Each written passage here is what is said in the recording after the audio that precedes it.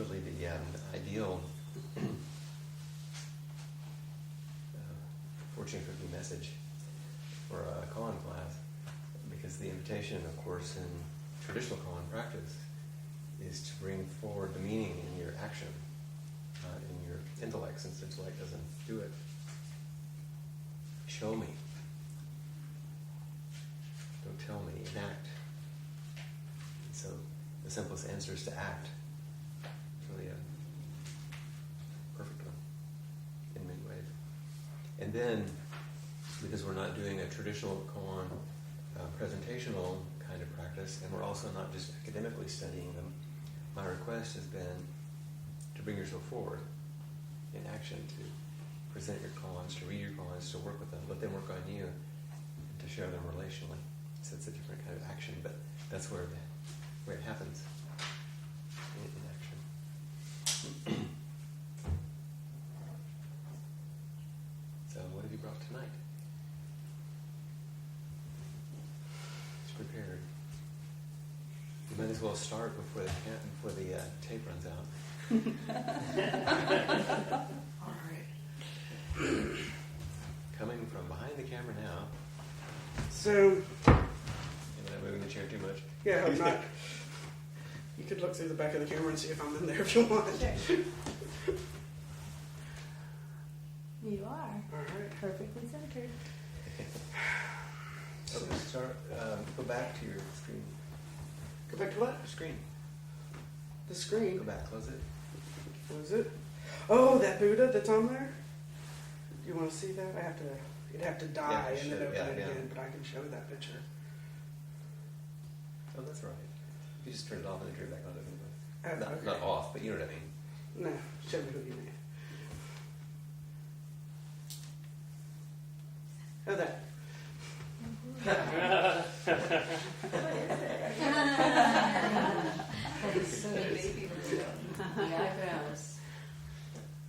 So, that's not one of my photos, though. No, but it's this picture. Yeah. It's a DeWitt photo of Ricky's truck. I've been in that vehicle. You've been in that truck? It's all covered with red dirt. Okay. Okay. So this came about from listening to everybody else's experience up here, and I was sort of having an aversion to people not admitting that this was an enlightening experience. You know, so, oh no, I'm in my parts. Well, no, you're not in your parts. You're expressing something right now. From within, yeah. So my question is, or my koan is, would a spring flower that is opening into a blossom say that it is blooming? Read it again, please. Again. Would a spring flower that is opening into a blossom say it is blooming? And I've heard. So sometimes when I want to reference like something that Duggan said or some ancient thing, I always present it as like, well, rumor has it. I don't actually say, this is. I've got something that stops The me from doing sutras that. that begin with, it was thus heard. Thus have I heard. Yeah, or so I heard. Yeah, so I have kind of rumor has it that there's not enlightenment, that there's only enlightened activity, and that's why people won't admit that this is a moment of enlightenment. And even I have a hard time saying that. I'm turning red and all kinds of stuff here. And so you're in addressing the rumor. In addressing the rumor, You're saying that enlightenment isn't a thing. yeah, And one can have or not have. right, And the teachers have told us that there's only enlightened activity. yeah. It's an expressive and receptive function that arises. So that we actually don't have to keep looking for it, or thinking that we haven't attained it, because there's not an attaining. Yeah, now you're teaching. Isn't that right? Yeah. So I also And you think this is the way people miss it. I think this is the way people miss it. Yes, I do. They think And I'm willing to fight for that. That's what all the teachers did. Yeah. Fight So, for that? yeah. Oh, I mean, with their life. yeah. gave their life in their vow to essentially root for that one team. Mm-hmm. You know.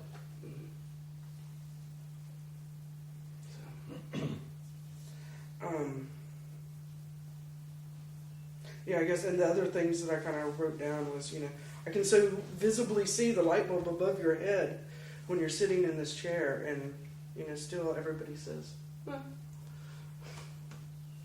And what was your analogy? The iPhone photographers? Yeah. So I teach an iPhone photography class at Laguna Gloria, and I'll have, about 15 students in each one, and I'll go around and ask them, well, how many photos do you take each year with your iPhone? And they thousands. And how much time do you spend editing? Hundreds and hundreds of hours. And I'm here to learn more apps. And, I just love doing this. I do it all the time, every minute that I can get. Are you a photographer? No.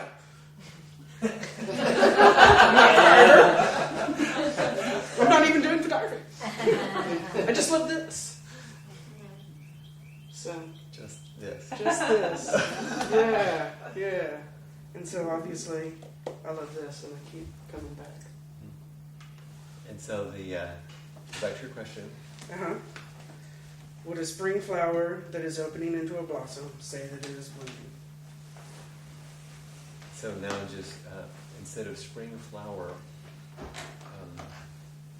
make it a disciple of Buddha. Mm. Would a disciple of Buddha that is opening to a blossom say that it is blooming? Yeah. Say that it's Buddha. Say it is a Buddha. Ah. So would a disciple of Buddha Buddha. that is opening into a blossom say it is a Buddha? And so then when we spoke about this the other day, then I quoted Dogen. Right? Rumor has it. Mm-hmm. From the Fukata Zangi. When Buddhas are truly Buddhas, they do not necessarily notice that they're Buddhas, yet they go on actualizing Buddhas. Which is Dogen's statement, which you understood without knowing the statement. True. And developed a koan. When Buddhas are truly Buddhas, they do not necessarily notice that they're Buddhas, yet they go on actualizing Buddhas. They engage in the living activity of awakening. But they think, are you a Buddha? No, I'm a cook. I'm a photographer. I do whatever I do. Mm-hmm. I sweep the streets. Like, They don't necessarily know that they are, but is it also true that they don't necessarily know the opposite? that they're not. That they're not. Right. I don't think. Or do they maybe know that they are? What was the?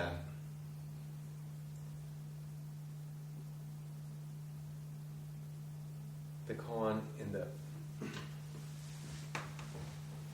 ordinary mind koan.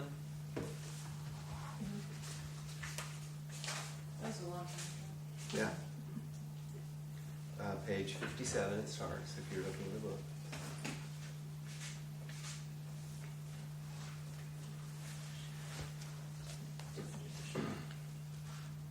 So I'm going to be Zhao Zhou, and Li, you be Non-Quan. Is it page 57? We have different pages in the hardback. No, it's 57. 40 what? Is that what It's a different edition. You might have Okay, Oh, it might have been. 49. It's on page 49. Okay, do you see where it says ordinary mind is the way? Chapter 4? Yes. Okay, I'm going to be Zhao Zhou and you're going to be Non-Quan. Okay? So I'm going to say, what is the way? Ordinary mind is the way. Should I turn toward it or not? If you turn toward it, you turn away from it. How can I know the way if I don't turn toward it? The way is not about knowing or not knowing. What?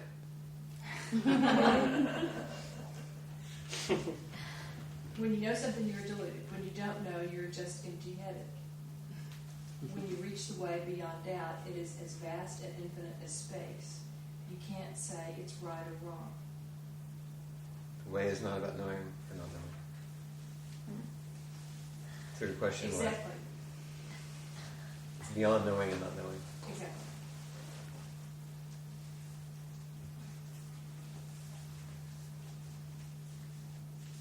There's a, without identity, wakefulness functions. It's not based on identity, which is such a foreign notion in our everyday world. Okay. Little chant book there? I get it. I just want to make sure it's there. Yeah, it's there. It's under Long Champa. Well, Shampa's sitting on it. Uh-huh. No, it sounds like another koan, doesn't it? Look under Long Champa.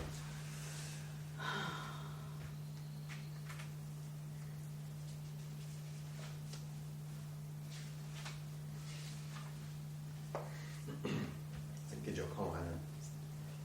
Genjo koan, not Fukatsu Zengi. Okay.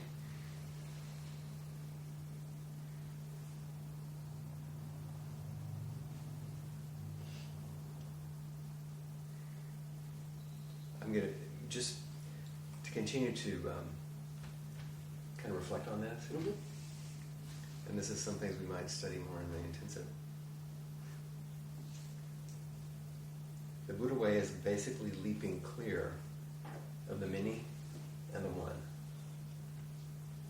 Thus, there are birth and death, delusion and realization, sentient beings, and Buddhas. Yet, in attachment, blossoms fall. And in aversion, weeds spread. To carry yourself forward and experience myriad things is delusion. That myriad things come forth and experience themselves is awakening. Those who have great realization of delusion are Buddhas. Those who are greatly deluded about realization are sentient beings. Further, there are those who continue realizing beyond realization, who are in delusion throughout delusion. That's the koan part. Again. So those who have great realization of delusion are Buddhas. Or they're awake to delusion. They're Buddhas. Those who are greatly deluded about realization are sentient beings. Further, beyond both of those, there are those who continue realizing beyond realization, who are in delusion throughout delusion. So that's the koan part. When Buddhas are truly Buddhas, they do not necessarily notice that they are Buddhas. However, they are actualized Buddhas who go on actualizing Buddhas. So that's something we'll probably study a little more. Would you send us that? Could you send us that? It's on the. It's up Yeah, on I the will. wiki. Oh. It's in the wiki, but a lot of people have trouble finding things. I'll send it to you. It's part of Dogen's Genjo Koan, which is probably one of the central teaching vehicles of our school. And in some ways asked this question. Because he's speaking to it quite directly. So is there anything else you want to say? That I'm just as uncomfortable as everybody else was. That's just a reflection. Let me ask a more specific question. You said you were willing to fight for it. Yeah. So if this was your last chance, you could never say another thing again, and these are the last people that are going to listen to you about this, what would you say? That it's happening right now. What? Enlightened activity is this. Make it more specific. I don't know how. Are you enlightening activity? Rumor has it. Is this? Very good. Very, very good. Get back behind. Okay, thank you. Thank you very much. Thank you. It's a great koan. So I'll move from the sublime to the ridiculous. Thank goodness. Did you look at me specifically when you said aversion? No. I was looking at Cassie because of those metaphors of foliage. I mean, the plants, which she was using. So I was looking at her, but you were. I've been You got a averting the bank chair, shot. so I'm here now. Okay. Yeah, so the koan that kept running through my mind had to do with does a rolling stone find compassion, or does a rolling stone find Buddha nature? Because what kept going through my mind was, you don't always get what you want, but Back with the Rolling sometimes you get Stones, what you get what you want, or what you need, right. what you need. And so it kind of, maybe what Cassie was talking about kind of reminded me of that, because I've just been playing with, well, you know, some of the things. I have a number of elderly people in my family, and I will find myself doing more caregiving for them. And man, I would really rather be doing other things than that, except that's what I will be doing, and I'll find joy in it, hopefully. And then I thought, well, maybe I'll find compassion in it. And then I thought, you know, you don't always get what you want, but sometimes you get what you need. And then I thought, you can't go into it expecting or hoping or grasping for that. You just have to go into it minute by minute. So it was kind of... That was a beautiful description of practice right there, what you just said. And so that was the thought, was sort of following what Cassie said, is you just can't... I mean, what part of what I heard you say is that you just can't... You can't plan, you can't... or you can't...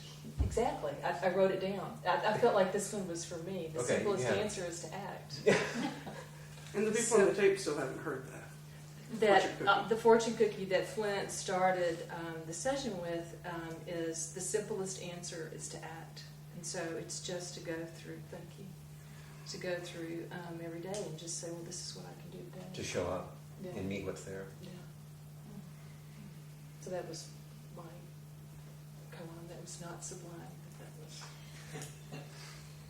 Except, what Cassie, that's like a derivation. That's the second barrier. You know, Toshan number 3. The second barrier is one blossom compare itself to another. Thank you. I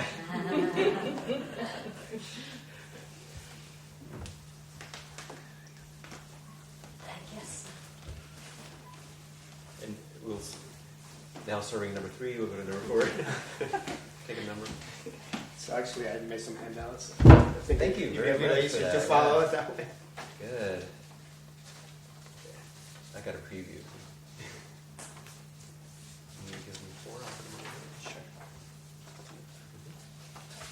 You have one?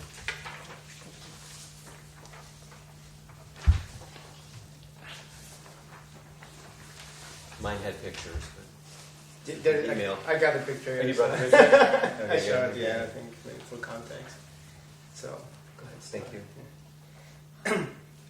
A few weeks ago, for the second year in a row, I filed for a permit to cut down the gorgeous elm tree in front of my house. This tree is large, old and beautiful, and is protected by city ordinance. Since the Great Texas Drought started a few years ago, the tree has been slowly deteriorating every year. This year looked like the tree may not recover after winter. To aggravate matters, the recent windstorm broke some of its branches, which are rather large and dangerous when they break and fall on the ground. It is not easy for me to see this tree slowly die. I feel I have a special relationship with the trees in my house. As I was cutting down some of the fallen branches, I was remembering my old neighbor across the street, Fred, who tried to sell his house a few years ago after he was first diagnosed with cancer. After he failed to sell it, he opted to renting it, and he moved to a nice place in the suburbs. I have not kept in touch with Fred since he left, and I recently had the urge to find out about him. When I ran into his tenant, I asked how he and his wife Patty were doing. The news was not very good. Fred was now under hospice care, and he was not expected to live much longer. At this point, the city has not responded to my request to allow me to cut down the tree. The tree looks very dead. I worry about more large branches falling off and possibly damaging property or injuring someone. On a beautiful Saturday morning, I walk outside to drop off the garbage. As soon as I walk outside, Patty's car pulls in. Since I last spoke with Fred's tenant, the house has gone for sale, and I believe he has probably passed away, and his heirs are trying to liquidate assets. As I make a slow walk to the garbage can, I dread the meeting with Patty. I don't enjoy giving condolences. Maybe that is a good thing, I don't know. But this is not something I look forward to, but I know I need to do it. I walk towards Patty's car, and as I approach, a man walks out of the passenger seat and yells across the street, "Hey, stranger!" That was Fred. He looks a little thinner and his hair is a little grayer, but he was the same old Fred. He tells me about his terminal cancer and that he has decided to stop chemo. You don't see a lot of people on chemo playing golf, he tells me. We catch up on the neighborhood, my children, and I tell him how much he meant to me. How I was remembering how generous he was when I was a new homeowner and he helped me cut down a fallen branch. I'm about to tell him how the tree is dying, but I stop myself. I don't think I should revisit the subject of death. So instead I tell him how the tree branches are just falling. And as I look up to point at them, the tip of the branch hanging over me is now full of green leaves. I gave Fred a hug and I told him he was the best neighbor I ever had and I missed him. I have one more season with my elm tree, one more season to water, fertilize, and care for it. I believe my permit request will likely be declined. Grateful. And this is a picture of my elm tree and some of the fallen branches. And these are the branches that half of it's almost gone. Yeah. Oh. So what does the koan call forward?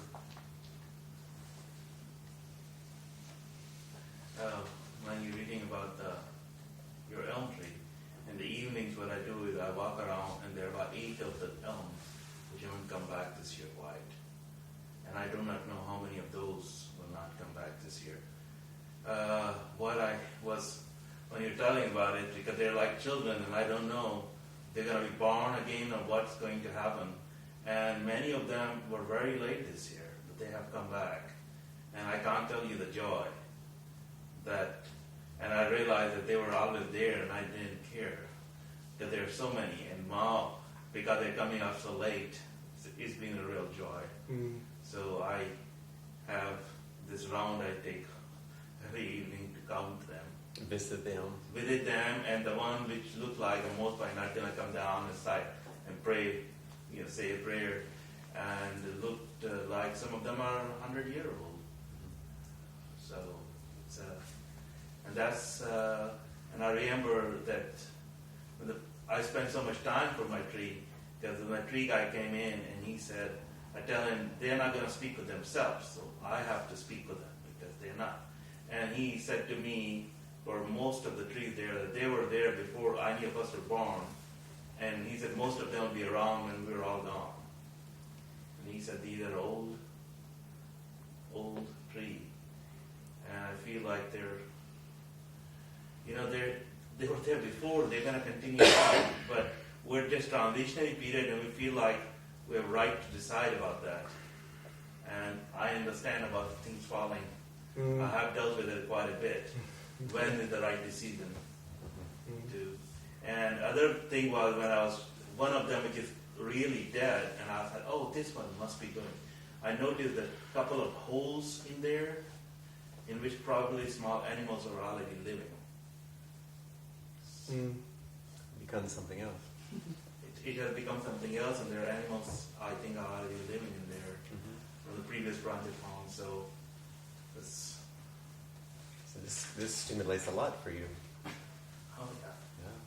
Yeah. It's interesting when you were talking about how they were here probably before we were born. It reminds me of the koan about what is your face before your parents were born.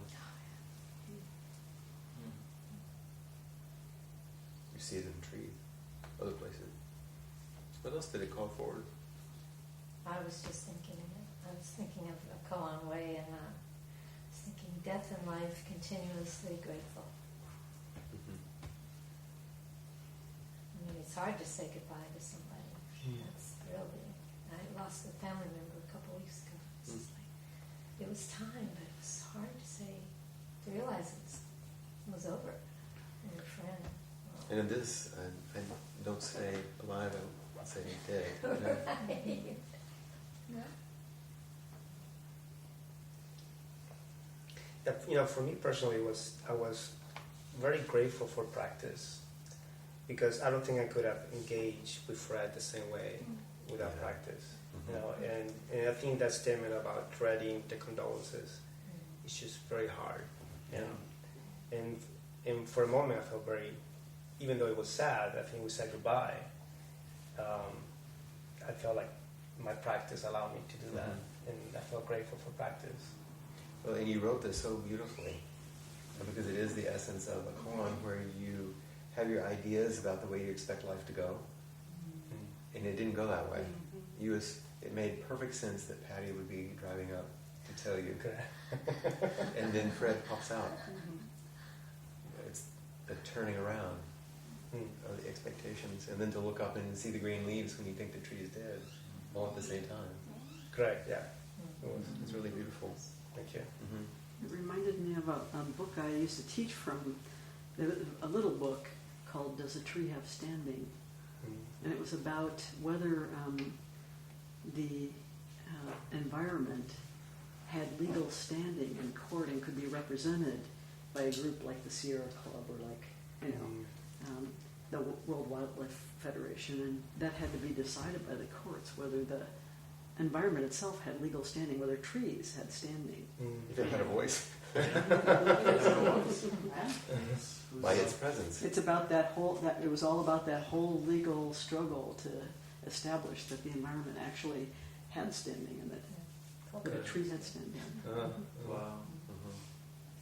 Yeah, I think for me, you just really captured what I've always felt, especially that trees really embody, and that is our need to be stewards of whatever little bit of land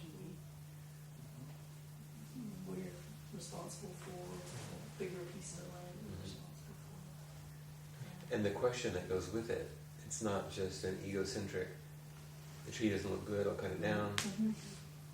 It's fine, but to keep asking a question, keep engaging. I don't know.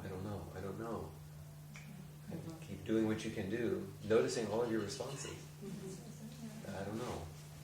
Just like you did with Fred, and you went to the car anyway, and you engaged with those feelings, and you were there, and then you could be there for him and share that moment. Correct. And something opened that may not have ever opened had you not been turned around, which is the function of Koans, Something was possible in that intimacy, in that beauty, which may not have happened had he just come around a few months ago in an ordinary way, and he thought he didn't know if he was sick or anything. Correct. It would have been different. Yeah. That's right. Yeah, it's I kind of have to face my own being uncomfortable. Yeah, because I could have just pretended I didn't see it, but I approached the car and it was true. It was that's because it was a dramatic moment, because I looked up and there are the green leaves. It was almost like a movie. There's a little bit of drama going on. It's like a miracle. Yeah, I'm like, oh, what happened? Part of me was obsessed. Like, this tree's alive. That's amazing. I can't believe it. I've been thinking it was. So, but I'm very happy. But the whole koan is about an ethic of care. So the way in which he made a decision about how to care for his body, It was joyful. It was joyful, and you were making the decision about this tree and how to best care for this tree, and so it's raised all those questions, and in such a wonderful kind of resonance between those. Correct. And something that also has occurred to me about the tree, I guess, is that I always regret how it doesn't look in all its beauty, because it was gorgeous. It was perfectly trimmed when I got there, and now that it's alive, I don't care. Yeah. I think it's perfect. That's it. At all stages. And that's a beautiful one with aging for all of us. Yeah. I'm not quite like I was before you. Don't be afraid of I'm very happy to be alive. Yeah, exactly. But still a few green leaves. There's, if you want to see another version of this, and it's in some ways silly and sentimental, I know, but it was surprisingly moving to me. That little Disney movie, The Strange Life of Timothy Green, or whatever. Did you see that? Yeah. It's a funny little movie. But it's about truth and honesty and fearlessness and not holding back and impermanence Yeah. all at the same time. So it's about this issue done in a sentimental Disney movie, but it's there if you can see it. It's very interesting. Thank you very much. It's lovely.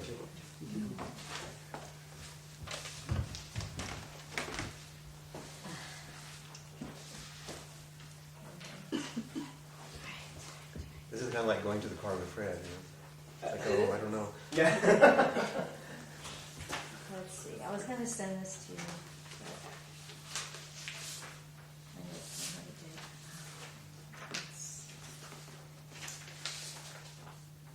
it. There's different stuff written on each one. Oh, that's a poem. I've got all kinds of stuff in here. There you Thank go. you. So you and I have a copy. You and I have a copy. Yes. There's one thing on here that's not on there. Mm-hmm. I'll read. So you'll tell us. Yes.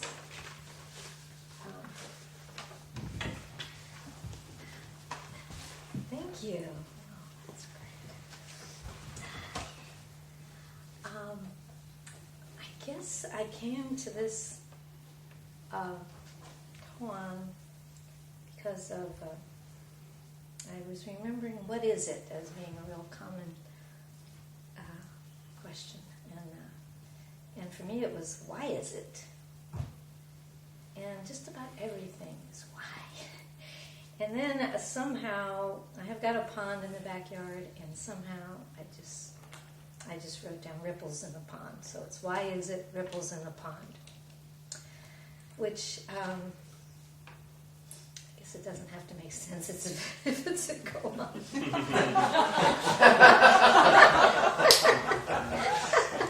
It's not about the sense it makes, it's about where did it come from. Yeah, well, it was like there's no reason for ripples in the pond. I mean, there's wind, but what about wind?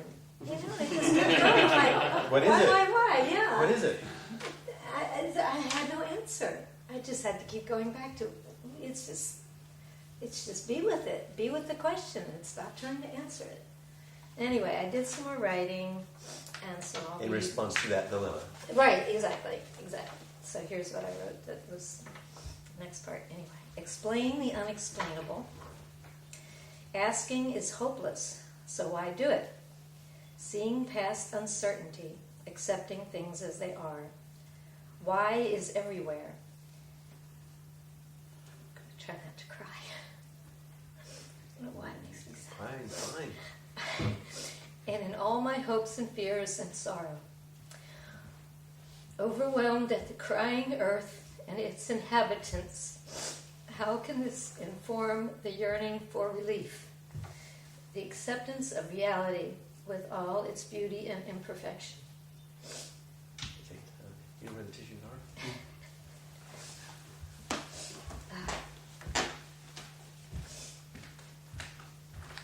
I'm going to read that one to you. The first part. Okay. We hear it again. Maybe you get to hear it. All right. Explain the unexplainable. Asking is hopeless, so why do it? Seeing past uncertainty, accepting things as they are. Why is everywhere? And in all my hopes and fears and sorrow. Overwhelmed at the crying earth and its inhabitants. How can this inform the yearning for relief? The acceptance of reality, with all its beauty and imperfection.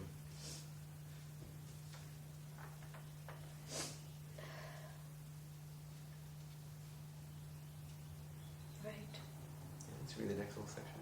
Okay. Ripples in the pond are continuous or not, are always part of the water. Disturbances that arise and pass. No need to question. Just observe and pay attention. And So I'll read that one to you. okay. So you take your time.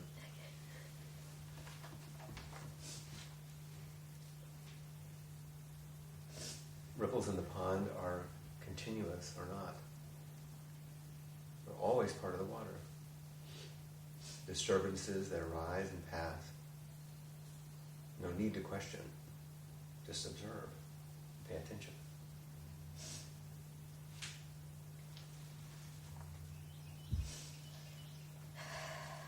It calms me down a little bit. I thought it might. Yeah, it does. And it's really important to take our time and stay connected.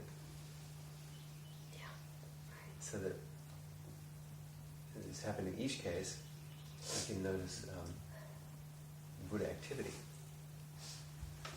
Like in the first column. Mm-hmm. Is that, It's not in you, it's not in me, it's between us okay. and among us. Okay. Uh-huh. So go on. Okay. When you're ready. All right. I'm almost ready. No rush. Okay. What I feel. I wrote this a while ago. Okay. Wanting to know why things are as they are, as if this knowledge will finally relieve the burden that constantly leads to sorrow. Being caught in the delusion that I may finally figure it out, or read the right book, or meet the right teacher, and all would be clear and the clouds of ignorance dispelled. The notion of acceptance of aspects of mind that continually create negative emotions such as anger or fear or grief. As these thoughts, ripples, are created by mind, so they can be seen as transparent. And the possibility of letting them dissolve back into the pond of, sorry about this, of big mind or nothingness sounds easy to say, but may not be so easy to embody. And then my little, I don't know where I found this, but I have a rhinoceros, or maybe somehow I saw it in the book. It says, as if the ripples were trying to understand what the pond was. You wrote that or you copied it? I'm not sure, I can't remember. But it says from rhinoceros, so I'm giving credit to. I like it. Yeah, I do too. I had to throw it in, but I have to give it credit. Okay. What Betty feels. Wanting to know why things are as they are. As if this knowledge will finally relieve the burden that constantly leads to sorrow. Being caught in the delusion that I may finally figure it out, or read the right book, or meet the right teacher, that all would be clear and the clouds of ignorance dispelled. The notion of acceptance of aspects of mind that continually create negative emotions, such as anger, or fear, or grief. And these thought ripples are created by mind so they can be seen as transparent. And the possibility of letting them dissolve back into the pond of big mind or nothingness.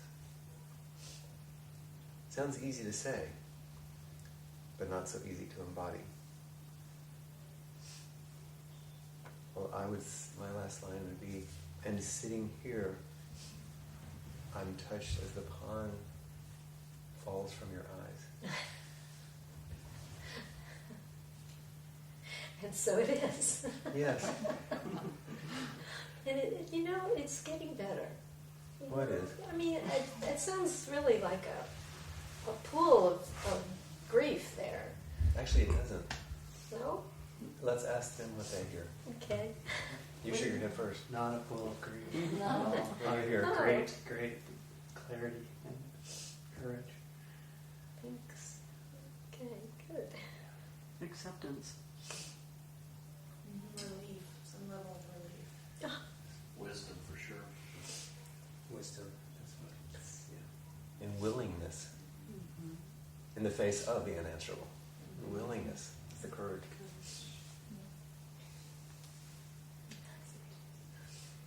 What happens when you're mirrored this way? Oh, it's just very warm-hearted feeling. Yeah. Very kind, very warm-hearted, very it's okay to be this way, which is me. That's actually the answer to your question. Mm-hmm. it's okay to be just you. Mm-hmm. You answer, the question was why is it? Mm-hmm. Like, why is there anything? Exactly. Mm-hmm. Why is it this way? Why is it that way? And instead, there's no answer to that, but there's a response. It's okay to be me. Mm-hmm. That's Were you here the day in inquiry when the woman came up and said her grandson had asked, why are there bears? I might have been here that time. Yeah. Why are there bears? What to say? It's one of those things that seems, it's kind of ridiculous, isn't it? Yeah, why is there anything? Mm-hmm. Yeah. And it's a question that you can't answer at that level. And why are there bears? But instead, there are bears. There's bedding. I'll do a Like dance. this, like this. In the ways that you've just been mirrored. Mm-hmm. And we believe all kind of things. Like in the first koan, we believe all the things we're not. But then we get these mirrors that demonstrate who we are. It doesn't match our thoughts. So when I was reading earlier, since I have it memorized incompletely, I'm going to read it back again.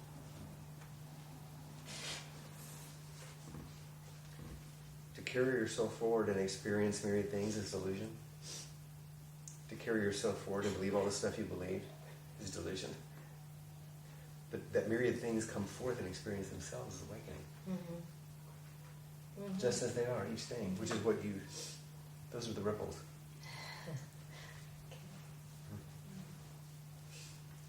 This was really good. I appreciate this. Yeah. I was so afraid. It really was dreading coming up. That's kind of how practice is, isn't it? It's like, oh my gosh, I'm so afraid. And then, but the key is what, Lee? Oh, it's just To act. to act. Yes. Remember? You were the one with the to act. Yes. Yeah, to beat the stone, you know. The simplest answer. The simplest answer. And then the whole world responds. The whole universe comes forward to meet you if you express yourself. That's practice. Mm-hmm. Can I just read something from the book Please. that this made me think of? Good, yeah. Okay, it's on page 97. So you're reading this to Betty. I'm reading this to you. You called this out with me. Sure. John Tarrant says it better than I can. More succinctly. Thank you. He had time to think about it. When you forget your carefully assembled fiction of who you are, you can find a natural delight in people, in the planet, in stones, and the trees. There is no observable limit to this beauty, and no one is excluded from it. Then, if you are fighting an enemy, you may be fighting them as well as you can, but you won't be a true believer. You will know that an enemy is not truly other, and that the fighting is some kind of misunderstanding. The worries that lead to quarrels may still be present, but they are not the main thing. Your problems could be a kind of a dream, very powerful when you're in it, and yet a dream. You might notice that, even deep in dreaming, you are near to waking up. Oh, I remember that And passage. the more you are awake, the kinder the world might seem. That's so beautiful. What page was that? Great passage. 97. In that version. In this version, it's 101. Does that count the stars? Which one is that? No, it's That's lovely. Oh. That'd be one of those you just kind of read over and over and kind of get inside of me. Which apparently are. Well, it's really good when you feel in distress or over something in life and just relax. Just let don't go deep right into the heart of the conflict. Just sort of float in it. And then something arises and everything becomes easier. I always said practice is a little bit like falling overboard on a giant cruise ship in the middle of the Atlantic, and people up top are hollering down to you, relax. Down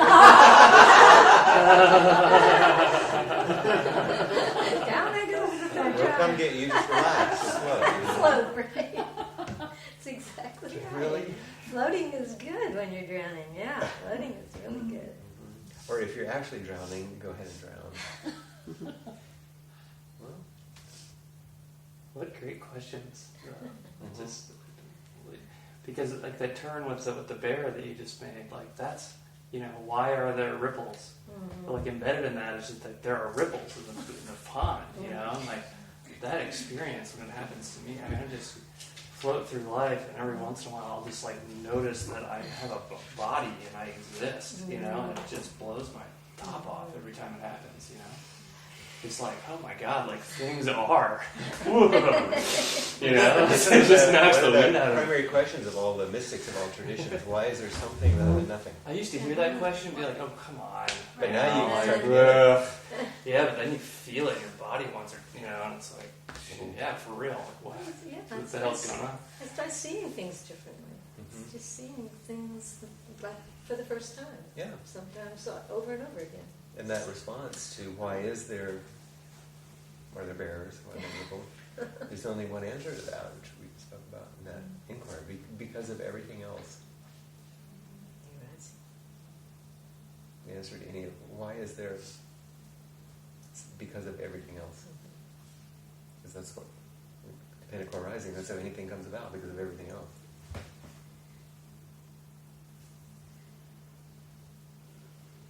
A thread, an elm tree, a blossom, a stone.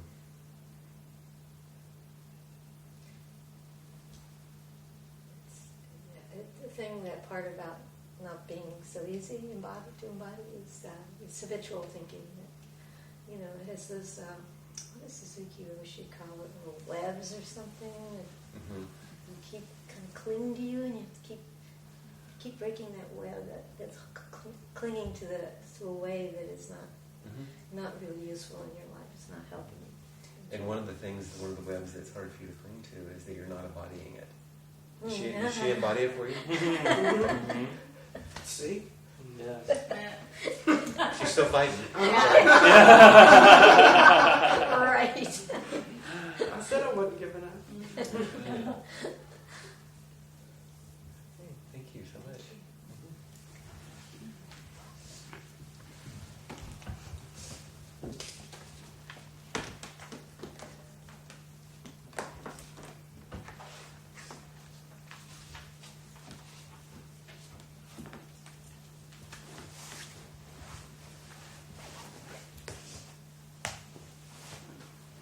I don't have it printed out, sorry.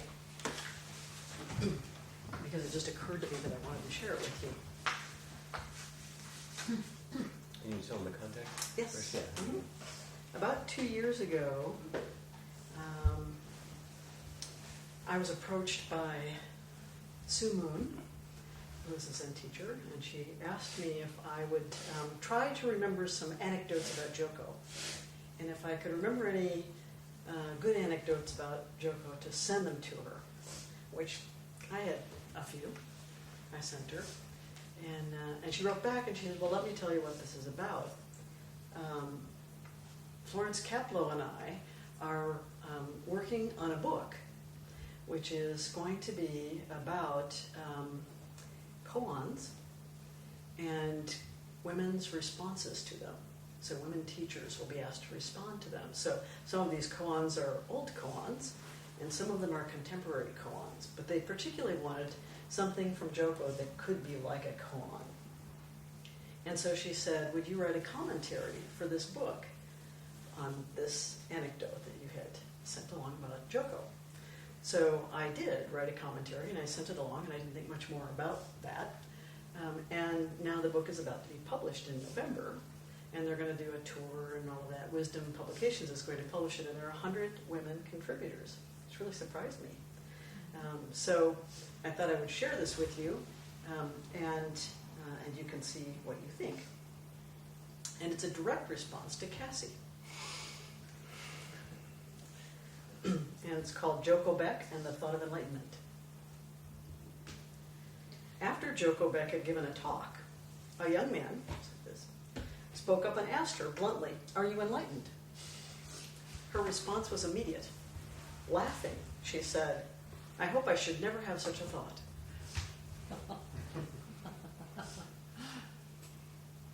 Are you enlightened? I hope I should never have such a thought. I've thought about this exchange many times over the years since I first witnessed it. It seems to me that the young man in this story is like the professor in the familiar Zen story of Nanin serving tea.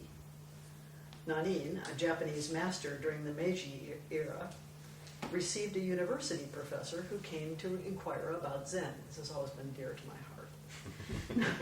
Nanin served tea. He poured his visitor's cup full and then kept on pouring.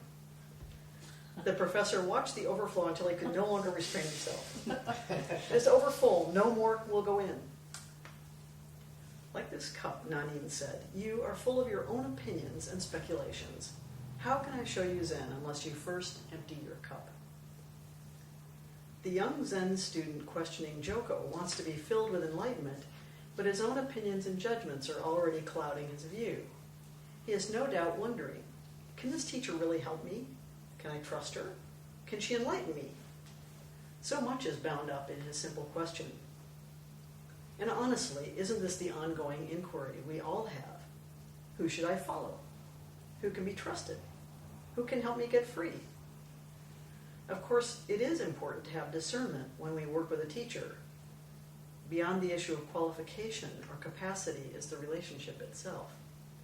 Joko's playful, humorous response changed the entire field of her relationship with this student, and in fact with everyone listening. But it opens to a much deeper mystery. As I heard Joko's response, I marveled at her words. My own encounters with her were just as unexpected and penetrating. Early in our work together, while I was a single parent, working 3 jobs, and a full-time graduate student, she asked me what had brought me to practice. For weeks I reflected on what had drawn me to Zen, and after a lot of soul-searching, I met her piercing gaze and Daison and said wholeheartedly, "I just want to be a better mother for my son." She tartly replied, "Well, that's a story."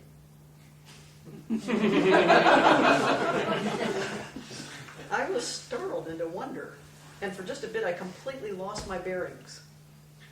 I couldn't ask what she meant because the words couldn't have been plainer.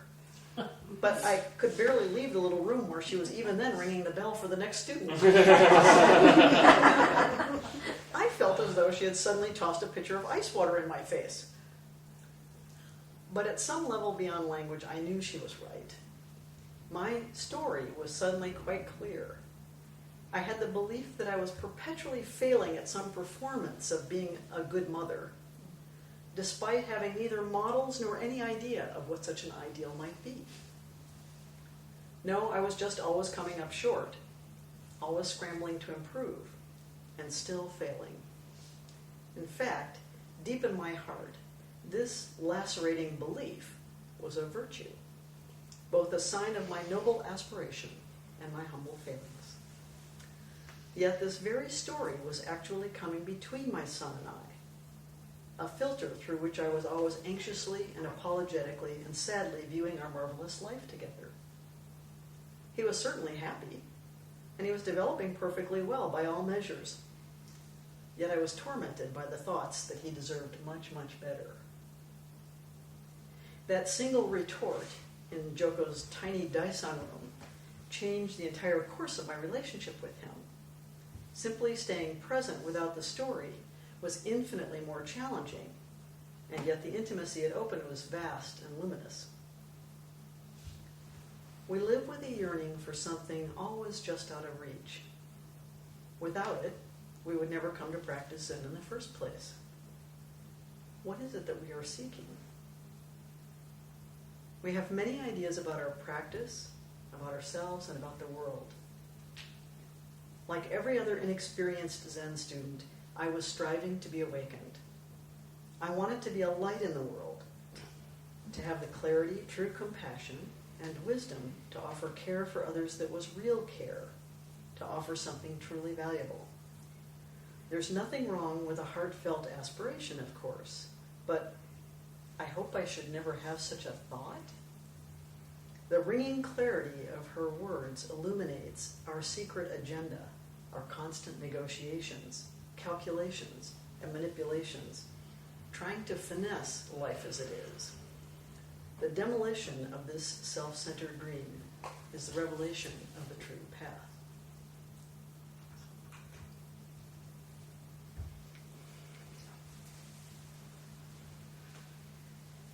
What comes forward? Could you read the last two sentences again? The ringing clarity of her words illuminates our secret agenda, our constant negotiations, calculations, and manipulations, trying to finesse life as it is. The demolition of this self-centered dream is the revelation of the true path.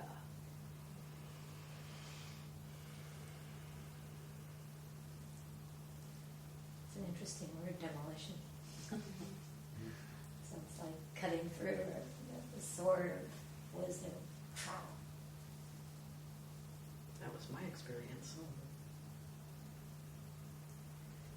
It's disorienting to me to have equal merit in the hypothetical end result, which is wisdom and compassion and appropriateness, and then to simultaneously be like, and also the really crappy, sort of tumultuous versions are also just as wonderful. It's really sort of, it's so strange. I just looked out at your book and it says on the top you have a different version, and it says uncorrected proof, and it's just as good as all the other ones. And I was like, that's so crazy that the author probably went through these agonizing. Of course, it's very self-centered because I'm writing a book and I'm having the same problem.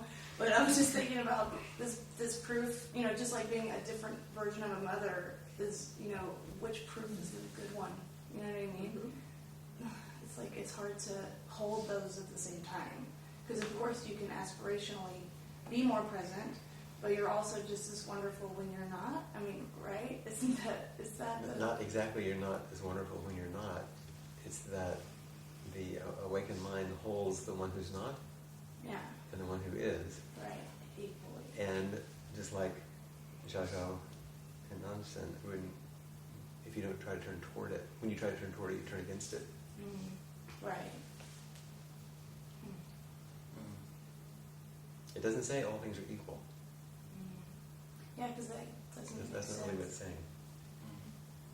Isn't that what she's saying? I don't think. So what is it saying? Is it saying they should be, not there's no should, but you know what I mean? Like they're Unless you see things as they are, right. you're not going to have an appropriate response. Right. And that appropriate response is going to come through a limited being. Mm-hmm. And we attempt to be as clear as we can about, that's an aspiration, Mm-hmm. to see clearly, Mm-hmm. not to be perfect. Mm-hmm. To see as clearly as we can, good enough. But nevertheless, even if we're limited, to act and not hold back. So is that what we're feeling when we sit in that chair? Is our limited beingness? Part of what you feel, I'm sure. It's what I feel. It's a story about what that means. That's what we cling to. We think it's the final story. The real story, the true story, the actual The story. story of our badness or lack or weakness Mhm. or deficit or... Because that's so much more plausible to us? Based I on our think there's a conditioning. grain I think there's a grain of true seeing in it, which is that we do see that we are limited beings. Mhm. We see that. It's the sense we make of that that derails us. We construct a narrative that's plausible to all the beliefs we already hold. It's not plausible to reality. Plausible I see to the that beliefs we difference. already hold. Well, that's why when you were talking about the mirror that the group offers, because it seems like when people are sitting in the chair, and I could be speaking only from my perspective, but it seems like we see, as you were saying, the beneficial, positive aspects of the person by virtue of, the fact that they're being vulnerable or whatever. Right. But it's just interesting to consider that they're all partial perspectives, and the mirror Yes. is fragmented even if you have 1,000 of them. That's right. You know. And often what we get back, often, not always, because you can have terrible projections, sometimes we get back a reflection that says, I just heard all that story. I just heard all those delusions. I heard all that pain and all those difficulties, and I still see who you are, which is not defined by all of that. Right. All of that is arising within the one I see, which isn't all of that. Right. That's the paradox. That's so beautiful and so beautifully written. Yeah. And so proud of you that you're going to be in the book. That's so Right. great. I really like both the things, like one about the enlightenment, because that's very common questions asked from many teachers, and I like how she kind of burst to the story, because if you say you're enlightened, then for that person has some criteria that they're going to judge on. But the second one was I have more personal experience about what's the purpose of your search. Because my daughter asked me, said, "Dad, why do you spend so much time on the spiritual work? Are you going to get a better person, or are you going to improve?" And it's like, no, it's not an improvement. There's nothing. She asked me, what happens when you do this? What? I said, nothing. It's not very appealing to a young person. Nothing happens. It's really nothing happens, and that's what it is. It's not. Once you look back, and there's really nothing has happened, except you're seeing it. Yeah. So There's a very well-known story which each of us tell at different times.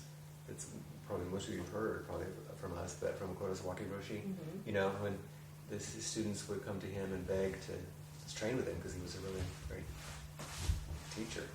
And he'd say, "Oh, no, get away, I don't want to." He said, "Why would you want to sit in Zazen? It's just a waste of time. Zazen is a complete waste of time. And if you don't dedicate yourself wholeheartedly for the rest of your life to this waste of time, your life will be a waste of time."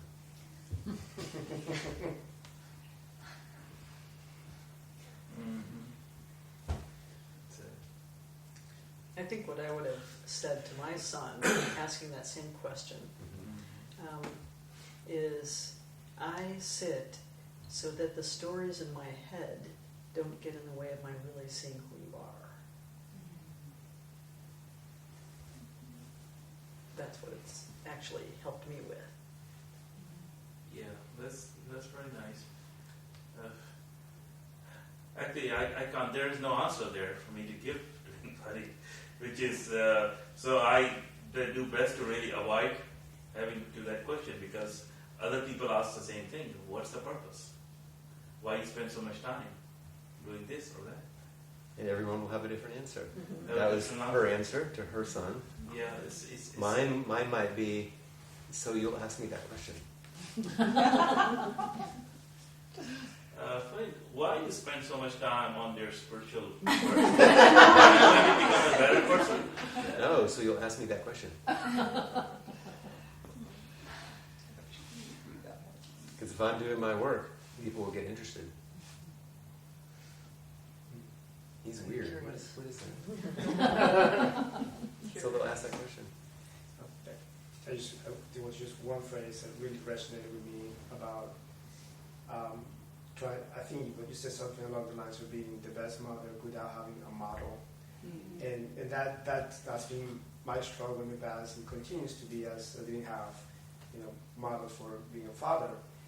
And the way I cope with this is about being open to walking into the unknown with an open heart. And that really resonated with me. It's just that struggle of just being happy with creating your own path. I like that, walking open-hearted into the unknown. It sounds a lot like being a parent. Yes. Yeah. My son was about 8 when I started working with Joko, and he recalls it, that shift, very vividly. What does he report? He said it's when you stopped being anxious. Oh, wow.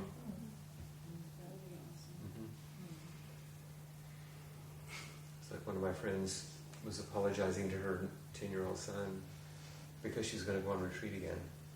She said, I'm sorry, I'm going to be gone again. I'll be gone for about a week. And he said, Mother, go. You're so much nicer when you come back. That's true. Yeah. Anything else that came forward that wanted to be spoken? Just something along the lines of what he was saying, for me to have that open-heartedness and just engage. I think there's a lot of beliefs and stories that I tell myself, and with the koan work that I've been doing, it's just funny. Every once in a while I catch myself realizing that it's just a belief. It's just a story I've been told, or I'm telling myself. I was talking to my mother a couple of years ago. I was brokenhearted over some fella, and she told me, probably out of compassion, she said, your father really loved you. And I'm like, you never told me that. You always told me the opposite of that, and at first I didn't even want that thought to go in, and so she told me some stories when she brought me back from the hospital and all that, and things that he did. And, there was this part of me just to let that new idea, that new belief, that new story sink in. But what I'm noticing every time I allow that maybe there's a different version, I don't know what it is, but maybe I'm not seeing the whole thing, I'm just constantly interpreting based on conditioning, that allows me to have more courage to stay open and not just collapse. And I was thinking about counting stars and collapsing stars and how I can so easily just collapse, these beautiful, incredible, lightful beings that we are, and so energetic, we can just, at least I can just get so dense and heavy and just so isolated because of those stories that are just running freely through my mind. So I really appreciate this work and everybody's work because it really enlivens and reinforces that questioning my beliefs. So thank you. One of the things that this class has done for me as a participant in the class, called the teacher,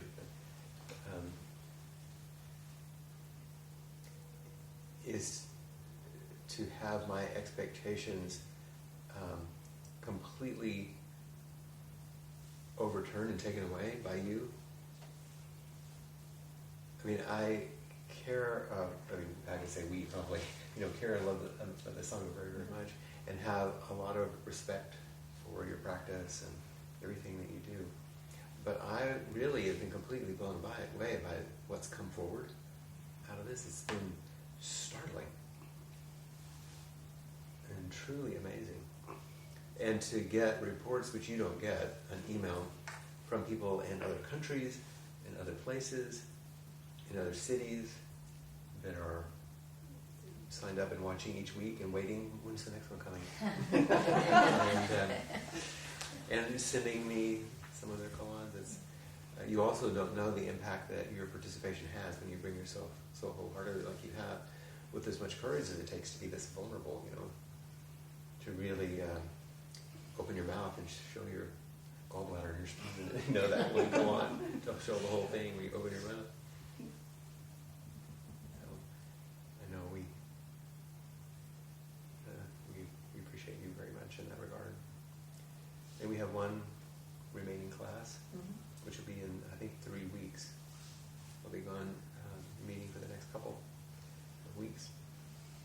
So my request, of course, I'd like for you to read the whole book, digest it, bring questions you have, continue to write your koans as you do.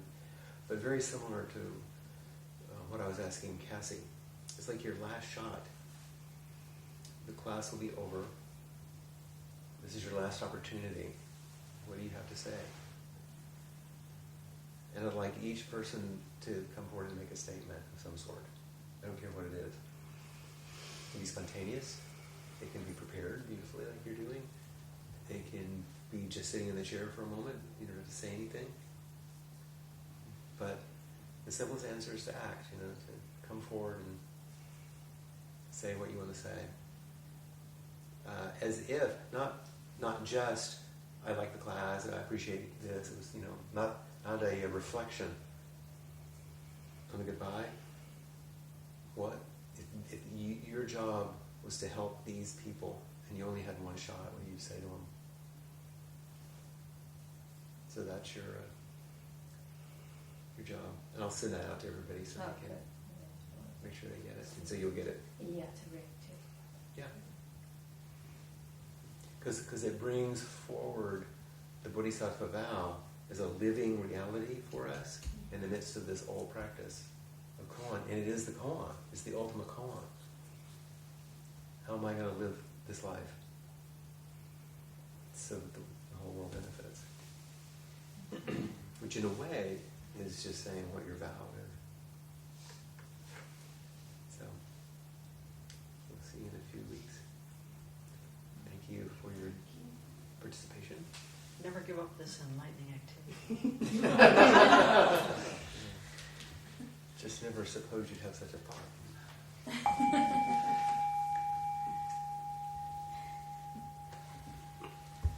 And I'm really glad that Cassie got in front of the camera so everyone can see her.